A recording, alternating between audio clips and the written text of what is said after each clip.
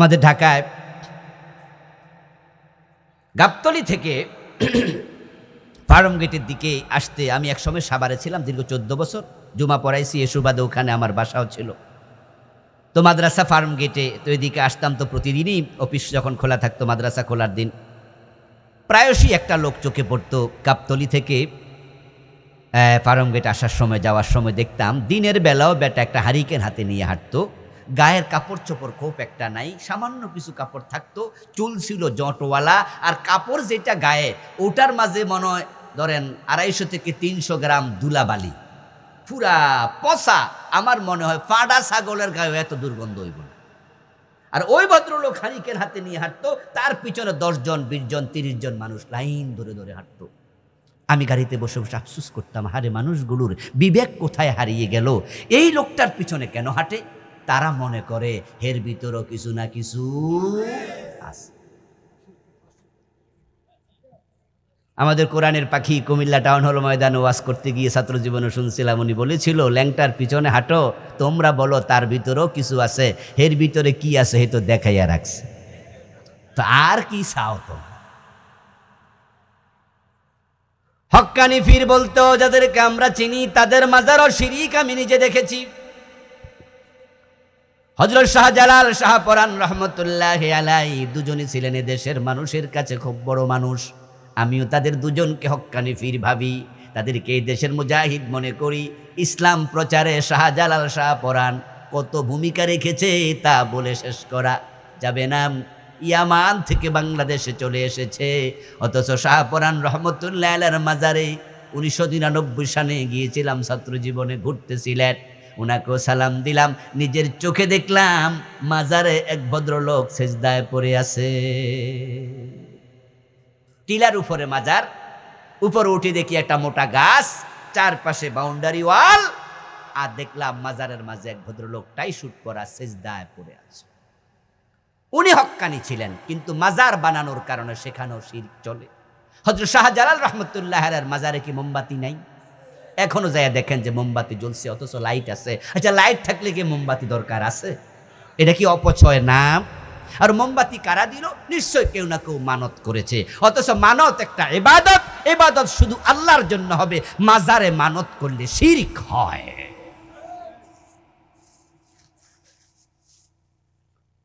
এই জন্যই তো রাসূলুল্লাহ সাল্লাল্লাহু আলাইহি ওয়াসাল্লাম কোন কবর উঁচু করাই পছন্দ করতেন না, মাজার বানানো তো আরো দূরের।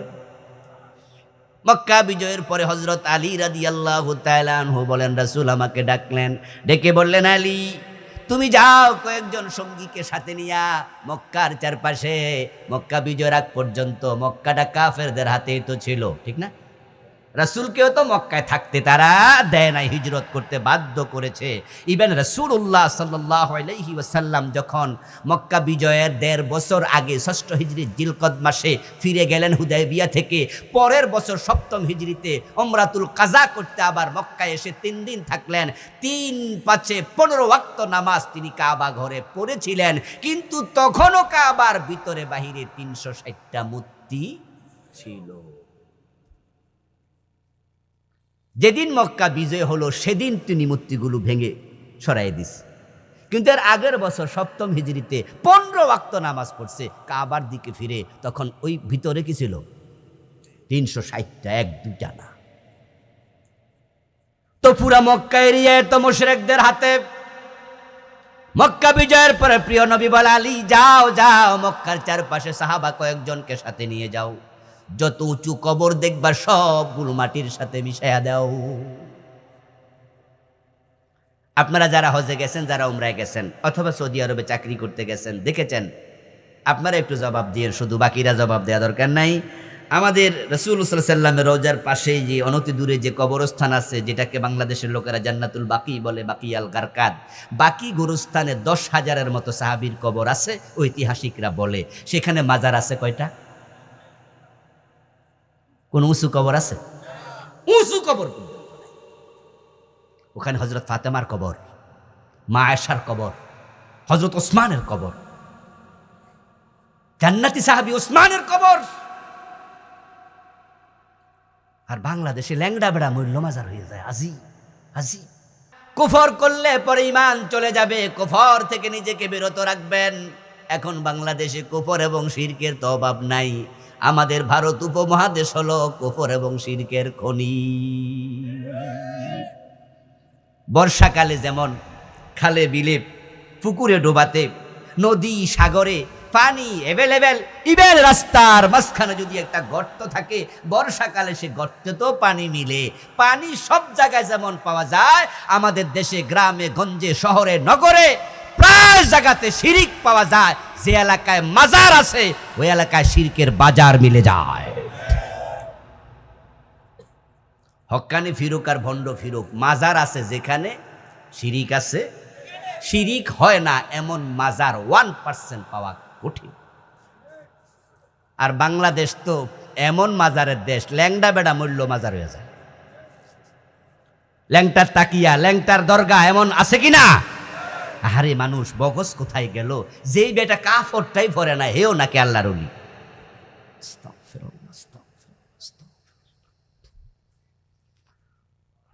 হাসরের ময়দানে আল্লাহ তাআলার সামনে হাজির হওয়ার পরে কিছু মানুষ দেখবে আমল নামা একবারে খালি, কোনো নেক আমল কবুল হয় নাই। এমন মানুষ হলো 5 গ্রুপ, 5 দল। তার মাঝে 3 দল আছে যাদের ঈমানও নাই, আমলও নাই, সব বাতিল হবে। অথচ তারা নিজদেরকে ঈমানদার মনে করত, দাবি করত, নামাজ কালামও পড়ত, বাস্তবে তাদের ঈমান নাই। যেমন কাদিয়ানি, নাম শুনছেন?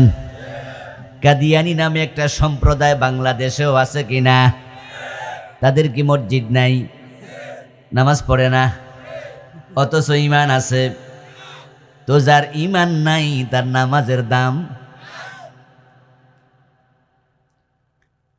1835 সনে গোলাম আহমদ কাদিয়ান নামে একজন ব্যক্তি জন্ম নিল ভারত উপমহাদেশে।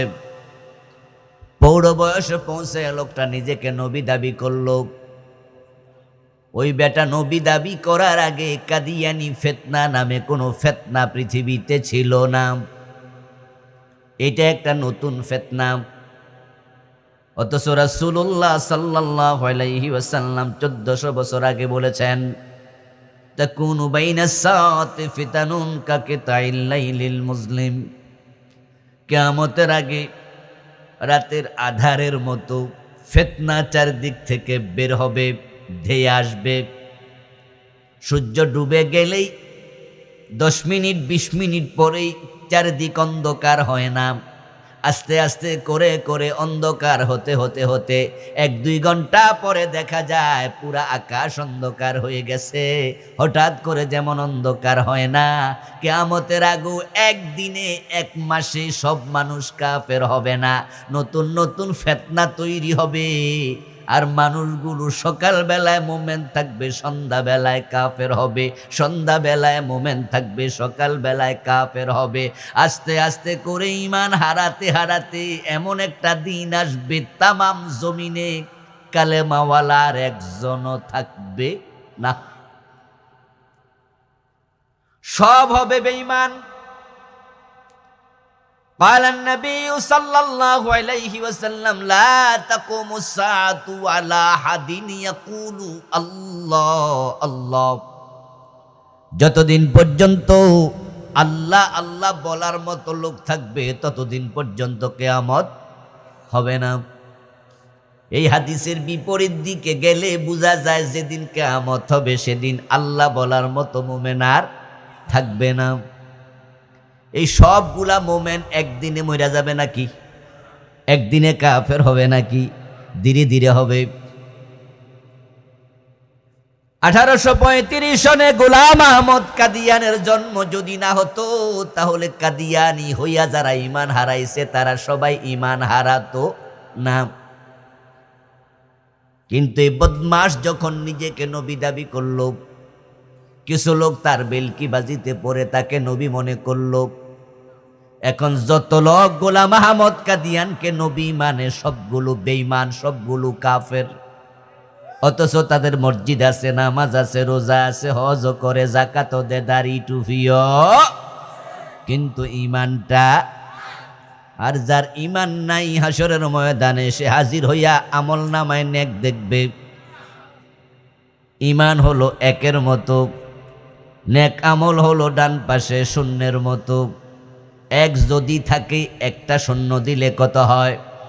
মান জাআ বিল হাসানাতি ফালাহু আশরু আমসালিহা।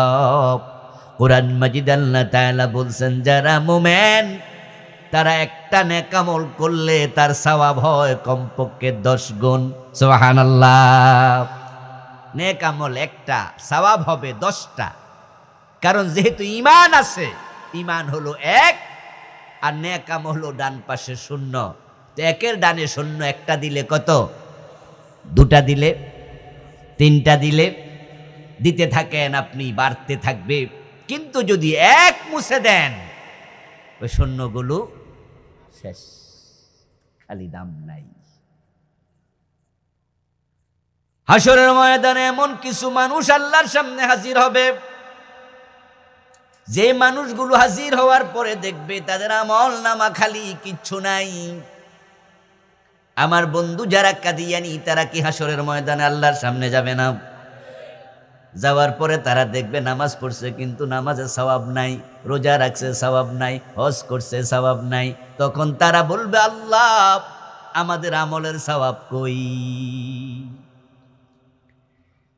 মসজিদে গিয়ে আল্লাহকে সেজদা দেয়, আবার দরবারে যাইয়া ফিরের পায়ে সেজদা দেয়। এমন কিছু লোক বাংলাদেশে আছে কিনা? আছে। আমাদের কুমিল্লা জেলায় আছে, আমাদের চান্দিনাতে, আমাদের বরুড়ার কিছু অংশে, আমাদের বুড়িচঙ্গে, অন্য অন্য থানাতেও আছে, হয়তো আপনাদের থানাতেও থাকতে পারে। পীরের পায়ে সেজদা দেয় এমন মুরিদ আছে। আচ্ছা, যে মুরিদ পীরের পায়ে সেজদা দেয় তারা কি জুমার নামাজে যায় না? ঈদের নামাজ পড়ে না? কিন্তু যে পীরের পায়ে সেজদা দিল সে মুমিন না মুশরিক? ঈমান আছে না গেছে? হাসরের দিন আল্লাহর সামনে গিয়ে দেখবি ঈমানও নাই, আমলও নাই। এই লোকটা আল্লাহ তাআলাকে বলবে আল্লাহ আমার নামাজের সওয়াব কই? হুজুররা বলেছে 1 টাকা দান করলে 10 টাকার সওয়াব হয়, 1 অক্ষর কোরআন পড়লে 10 অক্ষরের নেক হয়। আমার সওয়াব, আমি তো কোরআন খতম করছি। তখন আল্লাহ তাআলা বলবেন বান্দা তুই কি সূরা কাহফের 103, 104 নম্বর আয়াত পড়িসনি? সূরা কাহফের 103 এবং 4 নম্বর আয়াতে আমি বলেছি অনেক লোক আছে যে লোকগুলো আমল করার পরও ক্ষতিগ্রস্ত, তুই তো তাদের একজন। তখন সে সাথে সাথে বলবে কেন? ওয়াল্লাহি রাব্বিনা মা কুন্না মুশরিকিন। আল্লাহ কোরআনে বলতেছেন, তখন সে কি বলবে? কোরআন হচ্ছে এমন একটি আয়নার মতো কিতাব, আয়নার সামনে দাঁড়াইলে চেহারা যেমন দেখা যায়, কোরআন পড়লে আল্লাহর হাসর, আল্লাহর মিজান, আল্লাহর তৈরি ফুলসেরাত, আল্লাহর তৈরি জান্নাত, আল্লাহর তৈরি জাহান্নাম, আখেরাত পুরাটা একসাথে কোরআনে দেখা যায়। কোরআনের ব্যাখ্যা হাদিস। প্রিয় নবীজি বানায়া কোনো কথা বলে নাই, যা বলেছে সব ওহী, ঠিক না? এই জন্য কোরআন আল্লাহ উনাকে দিয়েছে, নাজিল করেছে। তারপরে কি বলছে? ইন্না আলাইনা জামাআহু ওয়া কুরআনাহু ফাইযা ক্বরানাহু ফাত্তাবি' কুরআনা সুম্মা ইন্না আলাইনা বায়ানা। সুবহানাল্লাহ পড়েন। হে নবী, আপনার কলবে এটা আমি জমা করে দেব, আপনার কাছে এটা আমি নাজিল করেছি। লা তুহাররিক বিহি লিসানাকা লিতা'জালা বিহি। আপনি কোরআন ভুলে যেতে পারেন, এই শঙ্কা থেকে আপনি নাজিল হওয়ার সাথে সাথে ঠোঁট নেড়ে কষ্ট করে লেখা পড়া দরকার নাই। আপনি এত তাড়াহুড়া করে ঠোঁট নাড়া দরকার নাই। আপনি চুপ করে থাকেন। জিবরিল আপনার কলবে কোরআন নাজিল করার পরে এটা আপনার কলবে জমা করার দায়িত্ব আমি আল্লাহ নিজেই নিলাম। ইন্না আলাইনা জামাআহু।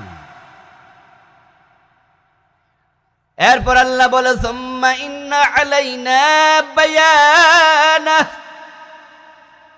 যে কোরআন আমি আপনার কাছে নাজিল করলাম, আপনার কলবের মাঝে বসায়া দিলাম, ওই কোরআনের ব্যাখ্যা আমি আল্লাহ নিজে আপনাকে শিখাইয়া দেব।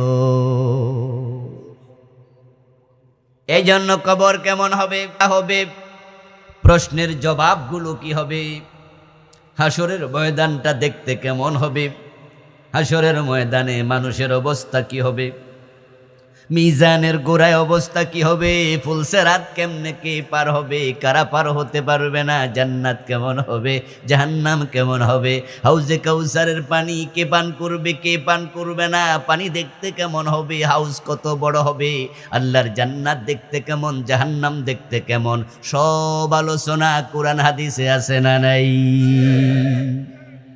সব আছে, সব আছে। প্রশ্ন কিন্তু আউট। কবর গেলেই ফেরেশতায় আপনাকে তুলেই বলবে মান রাব্বুকা, বলবে না? তার উত্তর কি, সেটা হাদিসে আছে না? প্রশ্ন হবে ওমা দীনুকা, তার উত্তর কি, সেটা হাদিসে নাই? তো সব প্রশ্ন সব উত্তর তো আউট করা আছে। এরপরও যদি আপনি শিক্ষা যাইতে না পারেন, তাহলে আপনি ভালো ছাত্র না খারাপ ছাত্র? দোষ কি এক্সামিনার?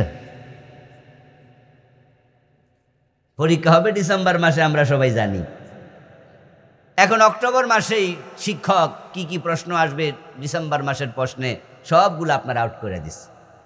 তারপর উত্তর কি হবে সেটাও আপনার একবারে সাজেশন সহ আপনার দিয়ে দিছে, ক্লাসে ভালো করে ফরাইয়া টরাইয়া দিছে। তো পরীক্ষার হলে যাইয়া আপনি প্রশ্ন পাই লিখতে পারেন না, দোষ কি টিচারের? আল্লাহ বলবে বান্দা তুমি কি সূরা কাহাফের 103 104 নম্বর আয়াত পড়নি? সেখানে তো আমি বলেছিলাম কিছু মানুষ ক্ষতিগ্রস্ত হবে আমলের দিক থেকে, তুমি তো তাদের একজন। তখন সে বলবে আল্লাহ আমার দোষটা কি? আল্লাহ বলবে তুমি তো শিরিক করছো। এই যে পীরের পায়ে সেজদা দিছো, এটা কি শিরিক নয়? সন্তান দেয়ার মালিক কে? অথচ সন্তান যায়া মাজারে চায় এমন লোক আছে না নাই? এটা কি শিরিক নয়? ইবাদতের মালিক শুধু কে? অথচ মানুষ মানুষের গোলামি করে এমন লোক আছে না নাই? তো এটা কি শিরিক নয়? যাহা আল্লাহর জন্য খাস, এটা যদি আপনি আল্লাহ ছাড়া অন্য কারো জন্য সাব্যস্ত করেন, সেটার নামই শিরিক। আল্লাহ তাআলা কোরআন মাজিদে বলছেন আন্নাল কুওয়াতা লিল্লাহি জামিয়া, নিশ্চয় সব ক্ষমতার উৎস কে? সবাই বলেন সব ক্ষমতার মালিক কে? আর আপনি মাইক হাতে লইয়া কইছেন জনগণ সকল ক্ষমতার উৎস, এটা কি শিরিক নয়? জনগণ সকল ক্ষমতার উৎস এমন স্লোগান বাংলাদেশে আছে কিনা? এই স্লোগান দেয়ার মতো লোক আছে কিনা? এই স্লোগান যারা বিশ্বাস করবে ঈমান আছে না গেছে? আল্লাহ তাআলা কুরআন মাজিদে বলছেন লাকুম দীনুকুম ওয়ালিয়া দীন। আচ্ছা, এই আয়াতটা মুখস্থ পারে না এখানে এমন কয়জন আছেন আপনারা? একজনও নেই, সবাই পারে, ছোট বাচ্চারাও পারে। এই আয়াতের বাংলা অর্থ হলো তোমার ধর্ম তোমার, আমার ধর্ম। ধর্ম কি তাদেরটা আর আমাদেরটা এক না আলাদা? তাহলে আপনি যে স্লোগান বানাইলেন ধর্ম যার যার উৎসব সবার, এটা পাইলেন কই আপনি? ধর্ম যদি আলাদা হয় উৎসবও আলাদা হবে, ঠিক কিনা? তাই স্লোগান হবে ধর্ম যার উৎসব তার।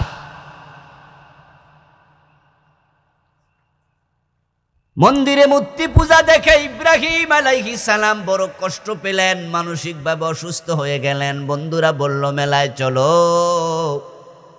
ইব্রাহিম নবী বললেন ইন্নী সাকিম, আমি অসুস্থ, আমি যাইতে পারবো না। মন্দিরে মূর্তি পূজা যারা করে তারা জান্নাতের দিকে যায় না, জাহান্নামের দিকে। এই জন্য মানুষকে জাহান্নামে যেতে দেখে ইব্রাহিম মানসিক কষ্টে আছে, তাই বলছে আমি অসুস্থ। ইব্রাহিম আমাদের সবার বাবা, সবার বাবা। মুসলিম মিল্লাতের জাতি পিতার নাম কি? অন্য কাউকে বাবা বানাইও না, মুসলিম মিল্লাতের জাতি পিতা ইব্রাহিম। এখন ইব্রাহিম মূর্তি দেখে কষ্ট পায়, আর মুসলমানের ছেলে মূর্তি উদ্বোধন করার জন্য মন্দিরে যায়, এমন সন্তানও আছে না নাই? মুসলমানের সন্তান মন্দিরে যাইয়া মূর্তি উদ্বোধন করে। হিন্দুদের দুর্গা পূজা আসলে কত রকমের ফেস্টুন ব্যানার টানা, শারদীয় দুর্গা পূজার শুভেচ্ছা আলহাজ আব্দুল লতিফ। হ্যাঁ, শারদীয় দুর্গা পূজার শুভেচ্ছা আলহাজ আব্দুল কাদের। হে নাকি আবার আলহাজ, হে দুর্গা পূজার শুভেচ্ছা জানাচ্ছে। দুর্গা পূজা করলে ঈমান চলে যায়, এটা শিরক। ইন্না শিরকা লা যুলমুন আযীম। শিরক সবচেয়ে বড় গুনাহ, সবচেয়ে বড় অপরাধ। ধর্ম যার যার উৎসব সবার তুমি স্লোগান দিয়েছো, তোমার ঈমান শেষ, তুমি মুশরিক হয়ে গেলাম। কোরআনের লাকুম দীনুকুম ওয়ালিয়া দীন আয়াত স্বীকারকারী হয়ে গেলাম। হাশরের ময়দানে গিয়ে দেখবে আমল নামায় কিচ্ছু নাই, সব শেষ। আপনি ভাবতে পারেন হুজুর কোন কি এত ঠুনকো কোথায় বুঝি ঈমান যায়? আমি বলবো হ্যাঁ, কালান নবী সাল্লাল্লাহু আলাইহি ওয়াসাল্লাম ইন্নাল আবদা লা ইয়াতাকাল্লামু বিল কালিমাতি মিন সাকাতিল্লাহি লা ইউলকি লাহা বালা ইয়াহবি বিহা ফি জাহান্নাম। নাউজুবিল্লাহ পড়েন। সব জায়গায় সুবহানাল্লাহ না, কিছু জায়গায় নাউজুবিল্লাহ। রাসূলুল্লাহ সাল্লাল্লাহু আলাইহি ওয়াসাল্লাম বলেন, মানুষ মাঝে মাঝে এমন হালকা কথা বলবে, লা ইউলকি লাহা বালা, গুরুত্বহীন ভাবে কথা বলবে, এমন কথা বলবে যে কথার কারণে আল্লাহ এত নাখুশ হয়, এত রাগ হয়, তাকে জাহান্নামের মাঝখানে ফেলে দেয়।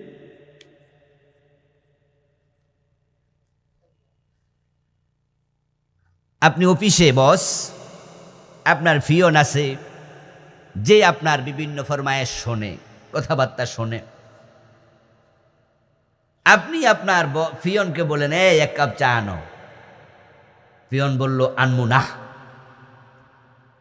আপনি খুশি হবেন না রাগ হবেন? আপনি তাকে বলবেন, কি বললা? সে জবাব দিল, কি কইছি বোঝেন নাই, আনমু না। তা আপনি বলবেন, কি রে কস তুই চাকরিটা কি করার চিন্তা নাই? হেতে কইলো করমু না মানে চাকরিও করমু, কথা শুনমু না। আপনি বস হিসাবে তার চাকরি কি রাখবেন না লাল সিটি দিয়ে দিবেন? এটা স্বাভাবিক নিয়ম। আপনি বলবেন যে না, যে আমার কথা শোনে না সে আমার অধীনে পিয়নের চাকরি করতে পারবে না, কারণ এমন পিয়ন যদি আমার অফিসে থাকে তাহলে আমি হেল্প নিব কার? আচ্ছা, আপনারা একটু নিরপেক্ষভাবে বলেন তো, যদি পিয়ন বসের কথা না শোনে, গোলাম তার মনিবের কথা না শোনে, ওই অফিসে শৃঙ্খলা থাকবে না বিশৃঙ্খলা হবে? এভাবে কি অফিস চলতে পারে? একটু মেহরবানি করে বলেন, চলতে পারে? কমন সেন্স বলবে যে না না, এই পিয়নের চাকরি থাকার কথা না। এখন আবার নিজেদের পরিচয় বলুন তো, আমরা কি মালিক না মালিকের গোলাম? আমাদের একজন বস আছে না নাই? আমাদের রবকে, মালিককে।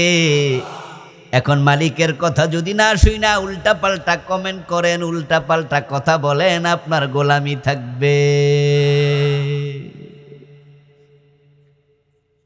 ইয়া মাশারাল জিন্নি ওয়াল ইনসি ইন ইসতাতাতুম আতাফুযু মিন আকতারিস সামাওয়াতি ওয়াল আরদি ফাফুযু লা তানফুযুনা ইল্লা বিসুলতান। এবার আমার সাথে পড়ুন, ফাবিআইয়ি আলাই রাব্বিকুমা তুকাযযিবান। সুবহানাল্লাহ পড়েন।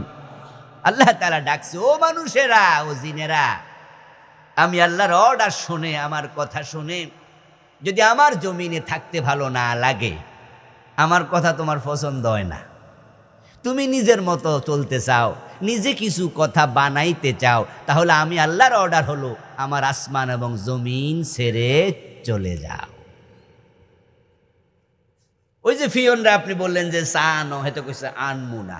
কি কইলা? কি কইছি বোঝেন নাই? তো ঠিক আছে, তাহলে বস বলবে তোমার মতো ফিয়নের আল্লাহ বলে চলে যাও, আকার জমিনের সীমানা ছেড়ে দাও। এখন ফিয়ন তো বলতে পারে আমরা চাকরি করবো না, জামগা, অসুবিধা নাই, না খাই মরবো নাকি, আমিও তো মুখের ফুট, আমার বাবার কম আছে নাকি। ফিয়নেরও কিন্তু চলে যাওয়ার সুযোগ আছে, বেটা চাকরি ছেড়ে দিলে না খাইয়া মরবে না, ঘর আছে, বাড়ি আছে, চলে যাবে। কিন্তু আপনি বলুন তো, আসমান জমিন চাইরা যাইবেন কই? মঙ্গল গ্রহে যাবেন, ওখানে নাকি জায়গা জমিন বিক্রি হইতেছে, লাইন লাগান। লা তানফুযুনা ইল্লা বিসুলতান। আল্লাহ কয় কোথায় যাইবা, যাওয়ার জায়গা নাই। মঙ্গল গ্রহে যাইবা, চাঁদের দেশে যাইবা, ওই মঙ্গল গ্রহের জমিনের মালিক কে? চাঁদের দেশের জমিনের মালিক কে? আমি আল্লাহর রাজত্বের বাহিরে যাওয়ার কোনো ক্ষমতা তোমাদের তো যেহেতু ক্ষমতা নাই, সুতরাং আমার কথা তোমাকে মানতেই। ওই লোক বলবে আল্লাহ আমার দোষটা কি? আল্লাহ বলবে আমার কথার উল্টা যে কইছো এটাই তো দোষ, শিরিক করছো তুমি, ঈমান তোমার শেষ। লোকটা এবার কি বলবে?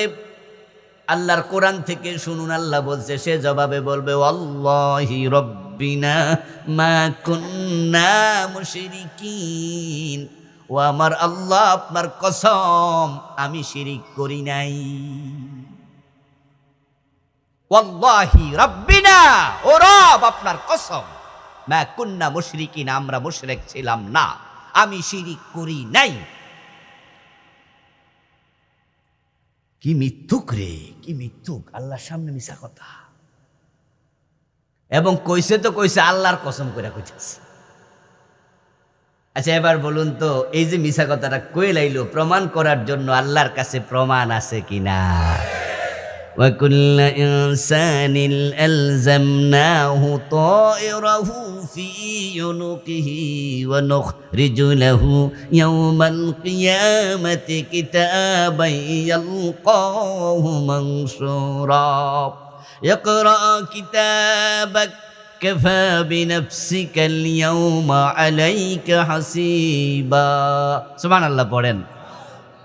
আল্লাহ কয় মিয়া মিছা কথা কইয়া পার পাইবা না, তুমি যা করেছো, তুমি যা বলেছ সব রেকর্ড করার জন্য তোমার গর্দানের ভিতর আমি আল্লাহ একটা ক্যামেরা ঢুকাইয়া রাখছি।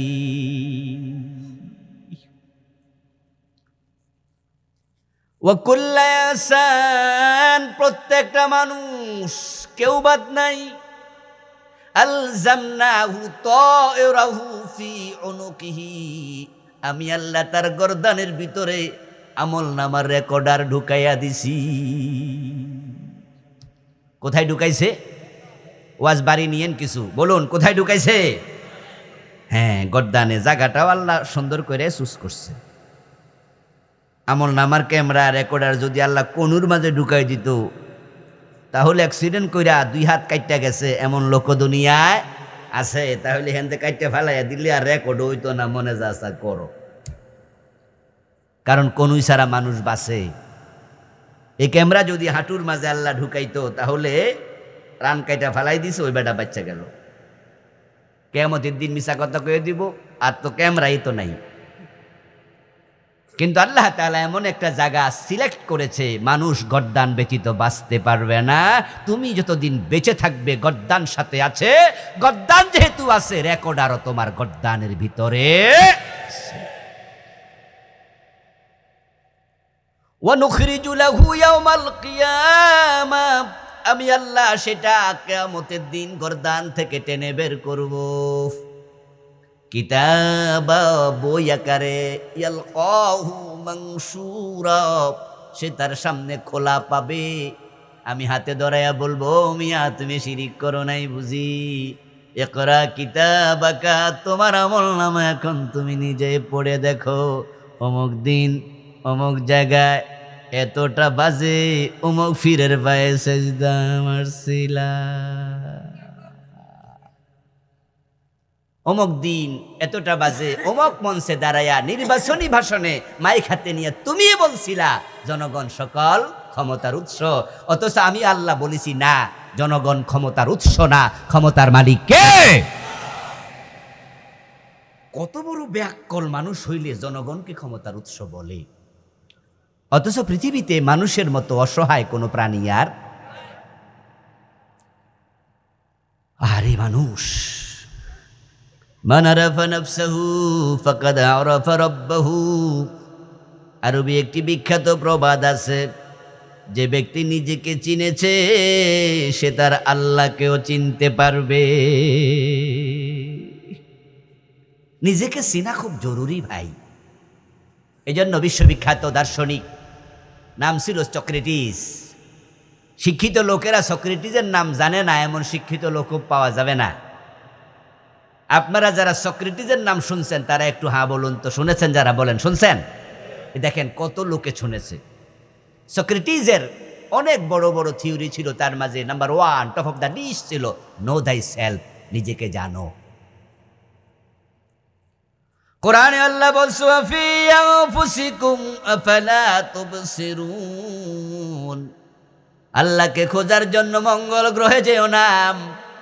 ও নাস্তিক, তোমরা নাকি আল্লাহরে খুঁজে পাও না।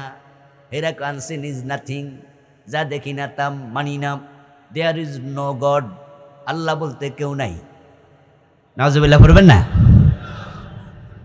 আল্লাহরে কোথায় খুঁজেছে তুমি পাও নাই? কত জায়গায় খুঁজলাম, কই আল্লাহ কই? অথচ আল্লাহ কোরআন মাজিদে বলছেন ফি আনফুসিকুম, আল্লাহকে খোঁজার জন্য দূরে যেও না, তোমার নিজকে খোঁজো, নিজের মাঝে তোমার ভিতর আল্লাহকে পাবে। আর একজন কবি এর জন্য বলছেন উনজুর ইলাল মারই ওয়া কুল মান শাক্কা ফীহি বাসারা মান জাল্লাযী জাহাযাহু বিকুওয়াতিন মুবতাকিরা যাকা হুয়াল্লাহুল্লাযী আন'উমুহু মুনহামিরা।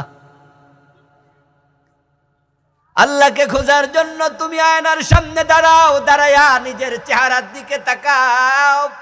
দ্যাটস এনাফ, এটাই এনাফ, যথেষ্ট। আয়নার সামনে দাঁড়ায়া নিজের চেহারার দিকে তাকাও, তাকায়া দেখবা কালো কালো ডাগর ডাগর দুটি নয়ন, কত সুন্দর চোখ। হাত দিয়ে টাচ করো, দেখবা চোখের চামড়া কত নরম। এবার ভিতরে একটু হাত দাও, দেখবা তার আইবল কত নরম। এবার একটু উপরে হাত দাও, দেখবা শক্ত হাড্ডি। নিচে হাত দাও, শক্ত হাড্ডি। পাশে হাত দাও, শক্ত হাড্ডি। এ পাশে হাত দাও, শক্ত হাড্ডি। এবার নিজেরে প্রশ্ন করো, এত শক্ত হাড্ডি ছিদ্র করে নরম চোখ বসাইল কে? এর পিছনে একজন কারিগর দরকার আছে না নাই?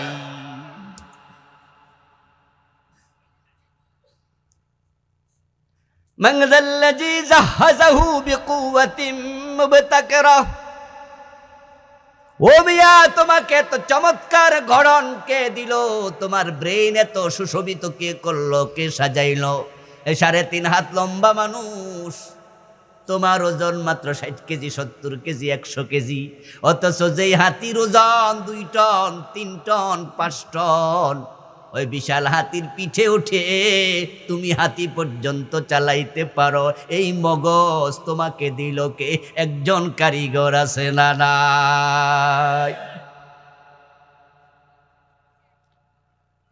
ও প্রিয় ভাইটি আমার, নাস্তিকের আল্লাহকে পায় না, তোমার মাঝেই তো আল্লাহ আছে। আল্লাহ তাআলা তোমার হাতে ধরায়া দেবে তোমার আমলনামার কিতাব, বলবে পড়ো পড়ো পড়ো।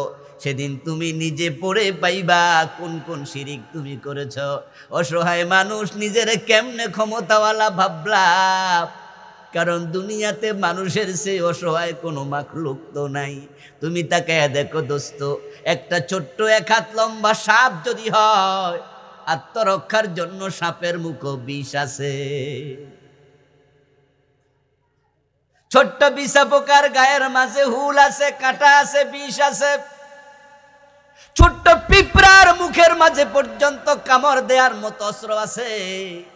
কিন্তু মানুষ এমন এক নিরীহ প্রাণী, সে অন্য কিছুর সাহায্য ছাড়া অন্য কারো থেকে নিজেকে বাঁচাতে পারে না। আপনার উচ্চতা 3.5 হাত, ঠিক আছে। গ্রামে গঞ্জে কিছু টয়লেট আছে মাটি দিয়ে তৈরি, ভাঙ্গাচুরা টয়লেট। আপনি এমন একটি টয়লেটে বসলেন, হোক না পাকা টয়লেট, বসলেন। বসার পরে আপনার টয়লেটের দরজার নিচ দিয়া এক বিগত লম্বা একটা কালো সাপ ঢুকছে। কিছু সাপ আছে না চিকনা, আমাদের কুমিল্লা আতাল কুচ্চা কয়। আতাল কুচ্চা আছে নাকি? হ্যাঁ, আমিও তো কুমিল্লার লোক, মিলবই তো। অন্য জায়গায় ওয়াজ করলে মাঝে মাঝে ফেঁসে পড়ি, এক জায়গার গালি আরেক জায়গার বলি। উত্তরবঙ্গে একবার ওয়াজ করে স্টেজ থেকে নেমে ঘরে গেলাম, জয়পুরহাট, আরো 10-12 বছর আগের কথা বলছি। ঘরে যাওয়ার পরে আমাকে একজন কানে কানে গিয়ে কানের কাছে মুখ নিয়ে বলল, হুজুর আপনারে আমরা এত মহব্বত করি, ভালোবাসি, কিন্তু আজকে আপনি ওয়াজের মাঝে এরকম নেকেট কথা কইলেন, এটা আপনার থেকে আমরা আশা করিনি। তা আমি তো চমকে উঠলাম। আমি বললাম যে ভাই, আমি তো কথাবার্তা খুব সতর্কভাবে বলি, অশালীন কথা তো আলহামদুলিল্লাহ বলি না। এখন আজকে আপনি বললেন নেকেট কথা বলে ফেলেছি, কি কথা বলেছি? কই যে আপনি বললেন যে হাসরের ময়দানে কিছু লোক আছে যাদেরকে জাহান্নামে পুড়তে পুড়তে একবারে কালো বানিয়ে ফেলবে, তারা ইমানের কারণে মুক্তি পাবে, তখন তাদের পাছার উপরে ভর করে বের হবে। এই শব্দটা কি হইল? তা আমি বললাম, তো এটা তো হাদিসেই আছে, ইয়াখরুজু মিনহু হাব্বুয়া। এই হাবুন শব্দের অর্থ হামাগুড়ি দেবে। তারা হামাগুড়িটা ক্রোলিংটা করবে ব্যাক সাইডের উপরে, যেটাকে কি বলে মানুষ, পাছার সাইড, পিছনের সাইড বলে। কই হাদিসে এমন খারাপ কথা আছে? তো আমি তখন বুঝলাম, আরে মনে হয় আমার ঝামেলা হয়েছে কোনো জায়গায়, আমি মনে বুঝতে ভুল করেছি। তখন ওনাকে কানের কাছে নিয়ে বললাম যে ভাই, এটা আসলে কি? আমাদের এলাকায় তো হুজুর এটা এই যেটা এখানে কোয়া যায়। তখন আমি আবার বললাম, দোস্ত এই কথাটা যদি আপনি আমার মাহফিলে থাকতো একটু কইতেন, তাহলে আমি পাবলিকরে ওখানে বুঝাইতাম যে এটাকে আসলে আমরা কুমিল্লার লোকেরা খারাপ অর্থে বলি না, আমরা পিছনের সাইডকে বুঝাইতে এটা বলি। কিন্তু আপনি এখন গড়ে আইসা কইতেছেন আমি পাবলিক পামুক, ওই শব্দ বাড়ি গেছে গা, কয় যে হয়তো গাইলেতে গেছে। স্বাভাবিক, কোনো এলাকার গালি আরেক এলাকার বুলি হতে পারে, কিন্তু যেহেতু আমি কুমিল্লা, আপনারাও কুমিল্লা, আমরা সবাই বুঝি, অসুবিধা হবে না। আতাল কুচ্চা সাপ 1 থেকে 1.5 বিগত লম্বা হয়। যদি টয়লেটের দরজার নিচ দিয়ে একটা ছোট্ট ওই সাপ ঢোকে, বলুন তো আপনি 3.5 হাত লম্বা মানুষ, আপনি কি থাকবেন না দৌড় মারবেন? আচ্ছা, যদি একটা সাপ ঢুকতে পারে 2 হাত লম্বা, লঙ্গি টঙ্গি বড়াইয়া দৌড় মারবেন। যদি সেটা ফানক সাপ হয় কি? আচ্ছা, এই যে এখানে অনেক মানুষ বসে আছেন, জনগণ তো এখানেও আছে, আপনারা ক্ষমতার উৎস হয়েছেন, মাঝখানে যদি একটা বাউয়া ব্যাং লাফ মারে, তাহলে পাবলিককে আরো জোরে লাফ মারবে না? পৃথিবীতে একমাত্র মানুষ সবচেয়ে অসহায় প্রাণী। একটা বাঘ, তার মুখের মাঝে এমন পাওয়ার, হাতের থাবার মাঝে এমন পাওয়ার, তার কোনো রাইফেল লাগে না, অস্ত্র লাগে না, সে হাত দিয়া, তার মুখ দিয়া সে কত মানুষকে খুন করে, কত হরিণকে টাইনা সিরা খায়ালায়, ঠিক না? একটা ফানক সাপ, জাত সাপ যদি আজকের এইখানে ছেড়ে দেয়া হয়, আর সে 100 মানুষকে কূপ মারতে চায়, সবল মারতে চায়, 100 মানুষে মারা যাবে, ঠিক না? কিন্তু মানুষ দেখুন কত অসহায়, জন্মের পর থেকে মরা পর্যন্ত অন্যের সাহায্য ছাড়া কিচ্ছু করতে পারে না। তাই যদি কয় যে আসেন আসেন একটা পাগলা কুত্তা, তখন আমরা কই সবাই লাড়ি লও, কেন লাড়ি ছাড়া যান? কয় না কামড়াইব, ঠিক না? কুত্তা আইসে লাড়ি ছাড়া, আমনেও লাড়ি ছাড়া যান, কয় না না কুত্তার লোকে পারবো না। তা আমনে না সব ক্ষমতার উৎস। আপনি আতাল কুচ্চার লোকে পারেন না, আপনি সাপের লগে পারেন না, আপনি বাঘের লগে পারেন না, আপনি কুত্তার লগেও পারেন না, তা আপনি সমতার উৎস হইলেন কি দিয়া? আবার হইছে তো হইছে, কয় কি সকল আস্তাগফিরুল্লাহ, জনগণ সকল ক্ষমতা। একটা মুরগির বাচ্চা যখন ডিম থেকে বের হয়, বের হওয়ার 1 ঘন্টা ব্যবধানে নিজে নিজে খাইতে পারে, নিজে নিজে হাঁটতে পারে, ঠিক না? একটা ছাগলের বাচ্চা মায়ের পেট থেকে জন্মের আধা ঘন্টা পরে একা একা দৌড়াতে পারে, নিজের দুধ নিজের মায়ের বগল মায়ের ওলান থেকে খাইতে পারে। বাঘের বাচ্চা, সাপের বাচ্চা সবাই নিজে নিজে খায়, নিজে নিজে চলে। বিড়ালের বাচ্চা দেখবেন মায়ের পেট থেকে বের হওয়ার 1 ঘন্টা 2 ঘন্টা পরে আলাদা করে সুন্দর জায়গা যাইয়া পায়খানা কইরা চলে আসে। আর মানুষের বাচ্চার দিকে তাকাও, খাইতে পারে না নিজে নিজে 1.5-2 বছর।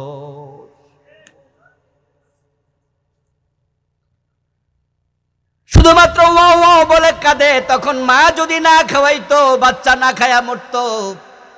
পায়খানার মাঝে শুইয়া কাঁদে, মা যদি পরিষ্কার না করতো নিউমোনিয়া হইতো, ঠিক কিনা? প্রস্রাব পায়খানাতে শীতের মাঝে নিউমোনিয়া হয়ে মরতো। তুমি হাঁটতে সময় লেগে যায় 9 মাস 10 মাস, তুমি খাইতে লেগে যায় 1 থেকে 1.5 বছর, নিজের পায়খানা পরিষ্কার করতে লেগে যায় তোমার 2.5 থেকে 3 বছর। আর তুমি নাকি সব ক্ষমতার উৎস হয়ে গেছো।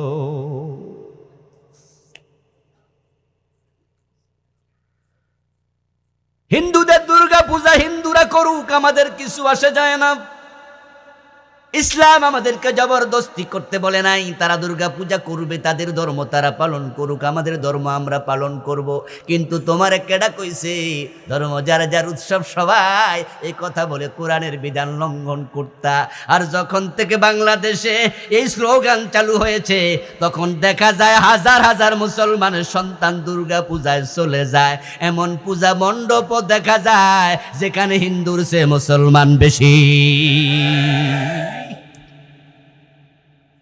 তোমার ধর্ম তোমার কারণে অপমানিত হয়, অপমানিত। মুসলমানের যখন কুরবানের ঈদ আসে, এটা তো মুসলমানের উৎসব। তো ধর্ম যার যার, উৎসব যদি সবার হয়, আমাদের কুরবানের গরু জবাই করার জন্য দেখতে কয়জন হিন্দু আসে? আমরা কুরবানের গরু জবাই করি, ঈদের উৎসব পালন করি। হিন্দুদেরকে আপনি দাওয়াত দিল, তারা আসবে না। আপনাদের বন্ধু বান্ধব হিন্দু আছে, দাওয়াত দিয়া দেখবেন আগামীকালকে আমাদের কোরবানি, সকাল 10টা বাজে যাইও, কেমনে গরু জবাই করি দেখবেন হে কেবো রাম রাম রাম। গলার মাঝে রশি লাগাইয়া গামছা লাগাইয়া টানলো, হিন্দু আসবে না। প্রশ্ন হলো কেন? উত্তর হলো তাদের ধর্মে গরু জবাই করার অনুমতি। হিন্দুর ধর্মে গরু জবাইয়ের অনুমতি নাই। এজন্য হিন্দু ভদ্রলোক গরু জবাই করে না, দেখতেও আসে না। এর মানে দাঁড়ালো তার ধর্মকে সে সম্মান করতে জানে। এবার আপনারা বলুন তো, মুসলিম ধর্মে মূর্তি পূজা নিষেধ না জায়েজ? ছোট নিষেধ না বড় নিষেধ? হারাম। তাহলে সে তার ধর্মকে গুরুত্ব দিয়ে আপনার গরু জবাই দেখতে আসলো না। আপনার ধর্মে তো মূর্তি পূজা হারাম, আপনি দেখতে কেমনে যায়া দাঁড়াইয়া থাকেন? প্রমাণ হলো আপনার ধর্মের কোনো গুরুত্ব আপনার কাছে নেই।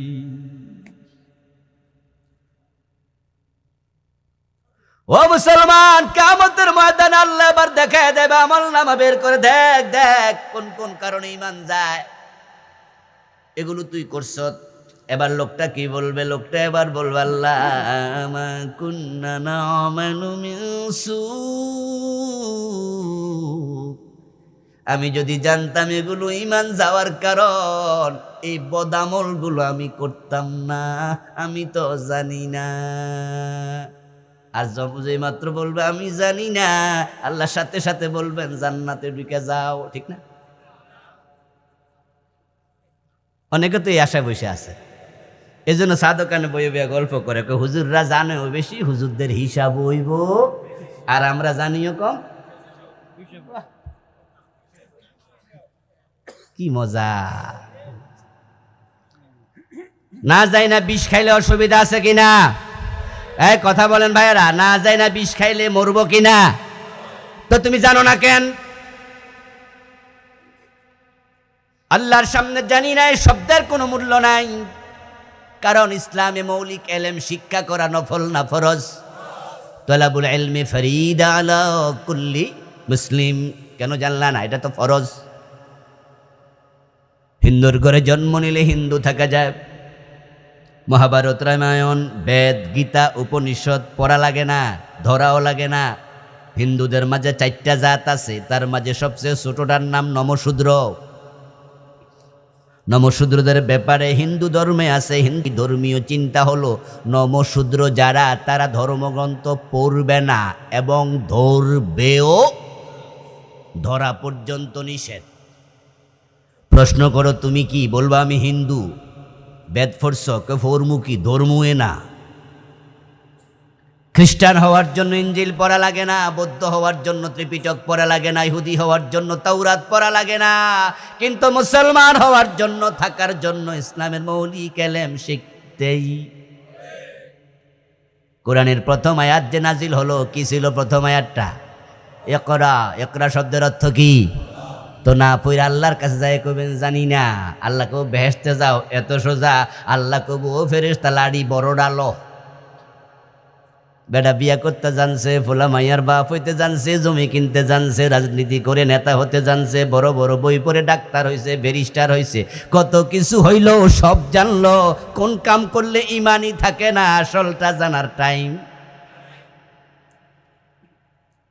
ওই লোকগুলো এবার আল্লাহর কাছে কি বলবে? কোরআন থেকে শুনুন, আল্লাহ বলছে এবার তারা বলবে ওয়ালাউ আন্না লানা কাররাতান ফানাকুনা মিনাল মুমিনিন। ও আল্লাহ, বুঝেছি আমি ধরা খাইয়া গেছি, ইমান শেষ, আমল শেষ। এবার তোমার কাছে আমার অনুরোধ, আমার একটা বারের জন্য দুনিয়ায় পাঠাও, ফানাকুনা মিনাল মুমিনিন, আমি ইমানদার হয়ে ফিরে আসব। ওয়ালাউ আন্না লানা কাররাতান আই মাররাতান ওয়াহিদাতান ফানাকুনা মিনাল মুমিনিন। আল্লাহ, আমার একটা বারের জন্য আবার পাঠাও, আবার পাঠাও প্লিজ। আমি আবার যেতে চাই দুনিয়ায়। আমি আর শিরক করব না, কুফর করব না, নিফাক করব না, হারাম খাবো না, বেদাতি হব না। আল্লাহ, আমি ভালো হয়ে যাব, আমার আরেকবার পাঠাও। আচ্ছা, আপনারা একটু বলুন তো, আরেকবার কি পাঠানো হবে? কোনো সুযোগ আছে? তাহলে ওই দিন যায় ধরা খাইতে চান না আজকে বুঝ নিতে চান? আজকে যদি বুঝ নেন, আজকে যদি বোঝেন যে আপনিও তো সেই তালিকায় আছেন, এখন তাওবার সুযোগ আছে কিনা? সুযোগ আছে। আমি এখন কিছু ওয়াজ শুরু করব, যে ওয়াজগুলো আপনার আমার জন্য জরুরি। এগুলো মৌলিক ইলম, যেই কারণে হাসরের ময়দানে মানুষ লাঞ্ছিত হবে, অপমানিত হবে, সেদিন তারা ব্যর্থ হবে। ওই কারণগুলো তুলে ধরবো, আর আপনারা আপনাকে খুঁজবেন আমি আছি কিনা। যদি না থাকেন আলহামদুলিল্লাহ পড়বেন, আল্লাহকে বলবেন আল্লাহ এইভাবে রেখে মৃত্যু দিও। আর যদি দেখেন যে আপনার নামটা সেখানে ঢুকে গেছে, তাহলে আপনি আজকে তাওবা করে বাড়ি যাবেন, কারণ এমনও তো হতে পারে আজকের রাত জীবনের শেষ রাত। কথা বলতে গিয়ে কিছু কথা হয়তো শক্ত হবে, হতেই পারে, কারণ ডাক্তারের কাছে গেলে ডাক্তার শুধু কি মিঠা ওষুধ দেয়, তিতা ওষুধ দেয় না? তিতা ওষুধটা কি দুশ্মনী করে দেয়? এটাও আপনার প্রয়োজনেই দেয়। আবার কিছু কিছু ক্ষেত্রে শুধু ঔষধ দেয় না, প্রয়োজনে 3 ইঞ্চি লম্বা ইঞ্জেকশনও দেয়, এবং সেটাও আপনার প্রয়োজনেই দেয়। তো যখন আমি বলবো যে এই কাজ এই কাজ এই কাজ করলে ইমান চলে যায়, এইটা করলে আমল কবুল হয় না, হয়তো সেটা আপনার গায়ে পড়ে যাবে, আপনার লেগে যাবে, তখন আপনার কষ্ট হইলেও আপনি একটু ধৈর্য ধরে শুনবেন। যদি কোরআন হাদিসের দলিল থাকে, তখন আপনি বুঝে নেবেন কথাটা আবুল কালাম আজাদের না, কথাটা আল্লাহ এবং তার রাসূলের, ঠিক কিনা? আর ইসলামের কাছে মাথা পেতে নিলে আপনি মুমিন হতে পারবেন ইনশাআল্লাহ। আমার প্রিয় ভাই, 5টি কারণে হাসরের ময়দানে মানুষগুলো হতাশ হবে। প্রথম কারণের নাম হলো কুফর, দ্বিতীয় কারণের নাম শিরিক, 3 নাম্বার কারণের নাম নিফাক ইতিকাদি। এই 3টি যদি থাকে তাহলে ঈমানটাই থাকবে না, আর ঈমান যদি না থাকে নামাজ রোজা হজ যাকাতের 1 আনা দামও নাই। চতুর্থ কারণ হলো যারা হারাম খাবে। পঞ্চম কারণ হলো যারা বেদাত করবে। এই 2টি যদি করে ঈমান যাবে না, তবে আমল কবুল হওয়া বন্ধ হয়ে যাবে। নামাজ পড়ছে সুদে টাকা লাগায়া, এমন নামাজি বাংলাদেশে আছে কিনা? আজকের মাহফিলও 2-1 জন থাকতে পারে। আপনি যখন সুদে টাকা লাগালেন, হারাম খাচ্ছেন, আপনার হারাম টাকা দেহে ঢুকেছে, এই দেহ জান্নাতে ঢুকতে পারবে না। হারাম টাকা কাপড়ে ঢুকেছে, কাপড় পরে নামাজ পড়লে আর কবুল হবে না। হারাম খেয়েছেন, পেটে হারাম আছে, দোয়া করলে আর দোয়া কবুল হবে না। এই তিনটার একটাও আমার কথা না, তিনটাই প্রিয় নবীজি মুহাম্মদুর রাসূলুল্লাহর কথা। قال النبي صلى الله عليه وسلم من اشترى ثوبا ب10 دراهم فيه درهم حرام لم يقبل الله له صلاته ما دام عليه। প্রিয় নবীজি বলছেন, যে ব্যক্তি 10 দিরহাম দিয়ে একটি কাপড় কিনলো, 9 দিরহাম হালাল, 1 দিরহাম হারাম, ওই 1 দিরহাম ঢুকার কারণে ওই কাপড় পরে যতই নামাজ পড়ুক, আল্লাহর 1 রাকাত কবুল করবে না। প্রিয় নবীজি বলছেন, যাকারার রাজুলা ইউতিলু সাফরা আশআসা ওয়া আকবারা ইয়ামুদ্দু ইয়াদাইহি ইলাস সামাই ফায়াকুলু ইয়া রাব্বি ওয়া মাত'আমুহু হারামুন ওয়া মাশরাবুহু হারামুন ওয়া মালবাসুহু হারামুন ওয়া গুযিয়া বিল হারামি ফাআন্না ইউস্তাজাবু লিযালিক। রাওয়াহু মুসলিম। প্রিয় নবী বলতেছেন, হজ করার জন্য গেলা, কাবার সামনে দাঁড়াইলা, মুলতাজামে বুক লাগাইলা, মনে মনে ভাবলা এমন জায়গায় দাঁড়াইছি কত নবীর পায়ের ধুলা লেগে আছে হিসাব নাই, এমন জায়গায় বুক লাগাইছি কত সাহাবীর বুক এখানে লেগেছে তার কোনো হিসাব নাই। দোয়া করতেছি 2 হাত তুলে, আমার রব এই জায়গার দোয়া ফিরাবে না। রাসূলুল্লাহ বলে, শোনো, অথচ পেটে আছে হারাম, রক্তে আছে হারাম, গায়ের জামা কাপড়ে হারাম, বিদ্যুৎ বিল দিছে, যে পানি খাইছে বিদ্যুৎ দিয়া সেটাও ছিল হারাম। সে কাবার ভিতরও ঢুকে যদি দোয়া করে, দোয়ার কবুল হবে না।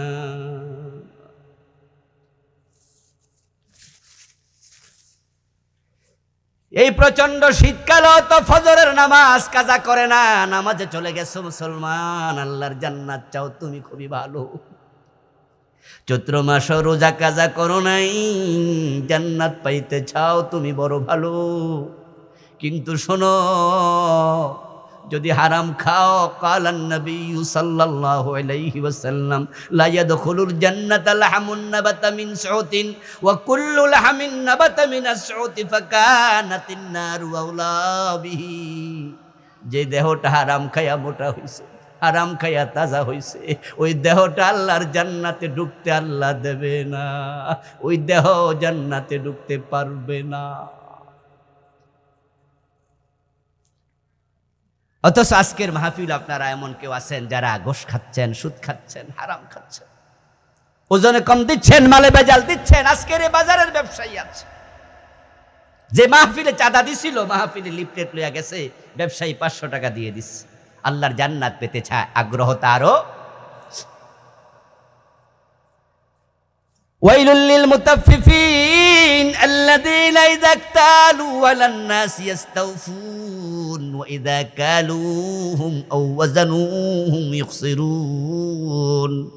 আল্লাহ বলে, ওয়াইল নামক জাহান্নামে আমি ওই ব্যবসায়ীকে ফেলে দেব, ওই ব্যক্তিকে ফেলে দেব, যে ব্যক্তি মানুষকে ওজনে ঠকায়, আনার সময় বেশি আনে, দেয়ার সময় কম দিয়ে দেয়।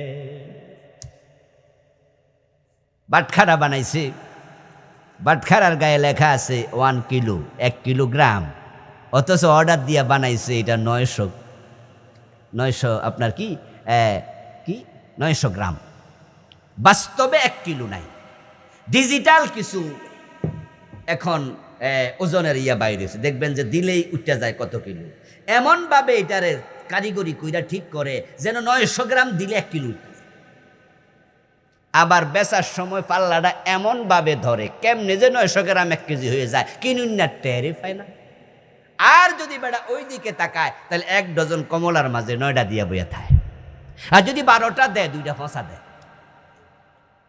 আবার আমনে গইনা কইবেন যে ভাই 11টা হইছে, 10টা হইছে, আপনারা 12টা দেবেন 1 ডজন। কো ভাই মাথা ঠিক নাই, কো মাথা বেঠিক হইলে 13টা দিতেন, কো না এত খারাপ হয়। জেনে বুঝে মানুষকে কম দেয়, মানুষ ঠকায়, এমন লোক বাংলাদেশে আছে কিনা? পয়সাটা দিয়া দেয়, পয়সাটা ইচ্ছা করে দেয়, ইচ্ছা করে দেয়। قال النبي صلى الله عليه وسلم من باع عيبا ولم يبينه لم يزل في مقت الله ولم تزل الملائكة تلعنه। আমার রাসূল বলতেছেন, যে ব্যক্তি কোনো দোষযুক্ত বস্তু বিক্রি করবে, দোষ তো থাকতেই পারে। আপনি লাউ বিক্রি করতে বাজারে গেছেন, আপনার লাউয়ের পেটের মাঝে পোকা খাওয়ার ছিদ্র থাকতেই, এটা কি অস্বাভাবিক? পোকে তো খাইতেই পারে। আপনার উচিত ছিল আপনি এই লাউটা যার কাছে বেচবেন তাকে বলবেন যে ভাই একটু পোকে খাইছে দেখে আনেন, 2 টাকা দরকার হলে।